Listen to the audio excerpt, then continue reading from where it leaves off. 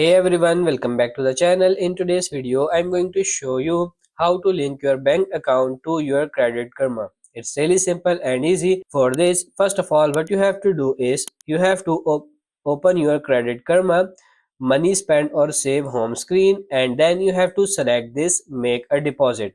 After selecting this make a deposit, you have to tap on continue on the screen that says Credit Karma used played to link your bank, and then you have to find your bank by selecting the logo and you can search for your bank as well. After that, you have to log in with your online banking username and password. When you are done, what you have to do is you have to choose which account you would like to connect if you have multiple accounts at this time.